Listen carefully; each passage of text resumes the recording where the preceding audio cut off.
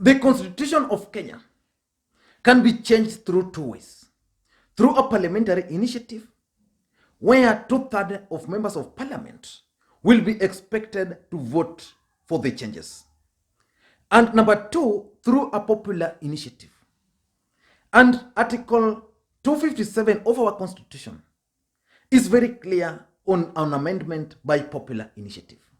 This is what it says. Number one, an amendment to this Constitution may be proposed by a popular initiative signed by at least 1 million registered voters. So it means any Kenyan can wake up any morning and then convince 1 million voters to sign. And then he will be able to change the Constitution. Then number two, it says a popular initiative for an amendment to this Constitution may be in the form of a general suggestions or a formulated draft bill. I want you to look at the Building Bridges Initiative report as a suggestion. So it says at number three that if a popular initiative is in the form of a general suggestion, the promoters of that popular initiative shall formulate it into a bill. That's exactly what the BBI proponents are currently doing. There's a technical team led by Professor Ben Shihanya who is currently working on the bill. And that draft bill is supposed to be released today or tomorrow.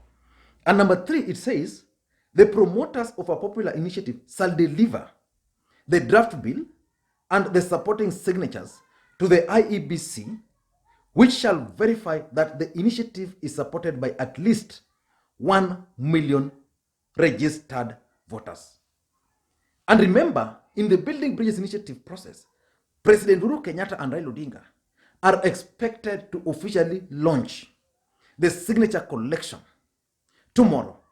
But I'm gathering that that process might actually not take place because of the second wave of the COVID, and there's also a lot of pressure to suspend the process to allow for more consensus to be built, especially from the church. If the Independent Electoral and Boundaries Commission is satisfied that the initiative meets the requirement of this article, the commission shall submit the draft bill to each county assembly for considerations within 3 months after the date it was submitted. So that's the next stage. In fact, the most difficult stage in my view is the two stages, the collection of signatures, and then the bill being passed at the county assemblies. So once these guys will have managed to collect 1 million signatures, what they'll be expected to do is very simple. Submit it to IBC. NASA submitted their list to IBC for verification. When they were, not NASA really, it was called during the Okoa Kenya. Unfortunately, I was working at Okoa Kenya. And the government killed that process. It was simple. CORD managed to collect 1.4 million signatures. And the signatures were submitted to IBC. And because the system or the government didn't want that process to take place, they killed it. So they created their own booklets. Then they signed those ships, they signed those goats. Because I remember so well, the signatures which were collected at Okoa Kenya were actually verified and submitted to them in soft copy alongside the hard copy. The Punguza Mzigo signatures which was submitted, I don't think they even submitted the hard copy. For them, they just picked signatures from IBC, the IBC list, and submitted 1 million from there. And it was approved. It means Okoa Kenya signatures were actually thwarted by the government. And because this one here, the Building Bridges Initiative process, is a government project, they will not kill it. They are going to allow those signatures to pass. Raila Odinga is saying that they are going to collect the signatures within 1 week, which is possible. And I'm going to explain to you in another video their strategies of collecting 5 million signatures. So Raila Odinga is saying they are going to collect the signatures within 1 week. Once they've collected the signatures within 1 week, I think they'll take another 1 week again to bring back the books. Then they submit them to IBC. In my thinking, I think these guys want to submit this list to IBC by December. So from December, IBC will have 3 months to submit it to the county assemblies. So they'll also have time to verify that indeed the 1 million signature mark has been met. So assuming these guys will not be able to meet the 1 million signature, what will happen next? It will end there. Then it will go to the county assemblies. IBC will now say, okay, you guys have met 1 million signatures. We've verified. Now we have submitted them to the counties. What will happen at the counties? Article 257 at number 6 is saying, if a county assembly approves the draft bill within 3 months after the date it was submitted by the commission, the speaker of the county assembly shall deliver a copy of the draft bill jointly to the speaker of the two houses of parliament with a certificate that the county assembly has approved it. And in my view, that's the most difficult part. That's the most difficult part. Because now, assuming the requirement is you get at least half of the counties. That is 24 counties. And the other day in one of my videos, I was trying to give you figures. I told you Nyanza and Western have around 11 counties, which are likely to pass this bill. Coast has 6. So that's already 17. Then you go to Nairobi, has 1. So that's how many? 18. So they'll only need 6 more counties. And that's why the deputy president met with the members of the county assemblies from Wajir, because Wajir and Mandera and Garissa are going to be key in this particular process. Those are 3 counties. So if those 3 counties, they can convince the 3 counties to vote, then it will mean they'll only need 3 more counties. And getting 3 more counties from central Kenya, I don't think Uhuru will have a difficulty in that.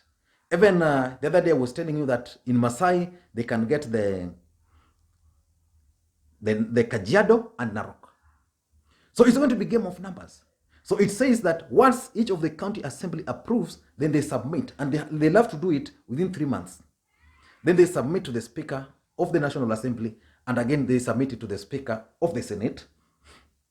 Once that's done, we go to number 7. The article says, if a draft bill has been approved by a majority of county assemblies, it shall be introduced in parliament without delays. So the speakers will just be counting. Moja imefika mbili. Okay, leo tuko 20. Ikifika to the 24th, then the speaker, if the bill has been approved by majority of county assembly, it shall be introduced in parliament. So the speaker will introduce it in parliament without delay. And number 8, it says, a bill under this article is passed by parliament if supported by a majority of members of each houses.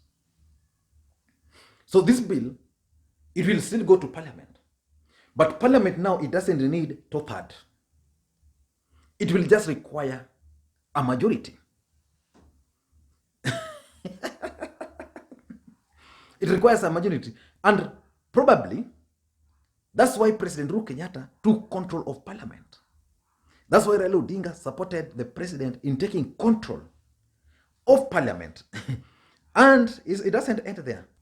Number 9, it's a bit confusing here. Number 9, it says, if parliament passes the bill, it shall be submitted to the president to assent in accordance with Article 256, 4 and 5. 256, 4 and 5. 256, what does that article say? 255. Oh, let me just repeat number 8. Number 8 says, a bill under this article is passed by parliament if supported by a majority of the members of each house. So it means at the Senate, it will have to pass. At the National Assembly, it will also have to pass. So you go, you collect 1 million signature. Then after collecting 1 million signatures, you take them to IBC for verification. Then IBC, after verification, submit them to the county assemblies. If you get 24 of the county assemblies, then it's taken to Parliament. Then Parliament is introduced as a bill in Parliament, and then they vote. So the Parliament actually is not introduced as a bill. It's just introduced there because it's already a bill. Then Parliament will then vote. If it's majority, simple. If it's majority, then the bill now becomes Parliament. Come law. So probably we might not even go for the referendum unless I'm missing something here. And probably this is why Raila Odinga is talking of getting 5 million signatures so that nobody would claim that I was not part of it. Then it goes that number 9, if Parliament passes the bill, it shall be submitted to the President for assent in accordance with Article 256, 4 and 5. Let me just see Article 256, number 4 and 5, what it says. That's parliamentary initiative. Then parliamentary initiative then takes off. 4 and 5 says, subject to Article 5, the President shall assent to the bill and cause it to be published within 30 days after the bill is enacted. So it's simple, it will end there. Or number 5, if a bill to amend this constitution proposes an amendment related to a matter specific in article, the President, before assenting to the bill, requests IEBC to conduct a referendum within 90 days. Okay, I get it now. Within 90 days. The President, 90 days, and within 30 days after the chairperson of IEBC has certified to the President that the bill has been approved in accordance with Article 255. Now we are back. So it's very simple. So it means the Parliament is going to pass it, then they send it to President to assent. But there are certain sections which must be subjected to referendum. So the President, instead of assenting, will say, okay, I'm assenting to this bill, but these sections are touching on specific matters like electoral changes. Then those ones he can't approve. Those ones will now then go within 90 days to the referendum. So I'm seeing a possibility that we might actually have a referendum in April, the way Raila Odinga was saying, or in June. Then it says, if either the houses fails to pass the bill, or the bill related to a matter specific in 255A, the proposed amendment shall be subjected to a referendum. So it means there's no shortcut. Parliament might decide to reject it. If they reject it, then Kenyans will be subjected to a referendum. Kenyans will still go to the referendum. So we are going to go to the referendum because of two things. Number 1, if Parliament is going to reject this bill. And number 2, if the bill is going to touch to specific areas of our constitution. Like I said, election, like changes like governance will have to be subjected to the constitution. So basically, in short, that's the entire process. Then Article 255 applies within any necessary modification to a referendum under that clause. So that's the entire process. You need to know this particular process because in this country, people don't understand a lot of things. So that's the entire process which it will have to go through. Thank you guys for watching, and in the next coming days, I'm actually going to focus more on dissecting the proposed changes in the Building Bridges Initiative bill.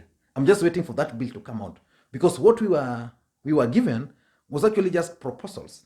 Those ones were report. But once they are published in a bill, then we can say this is now going to be our constitution. Let me hear your thoughts. But that's the entire process for the Building Bridges Initiative process. Thank you guys, and please may you have a good day.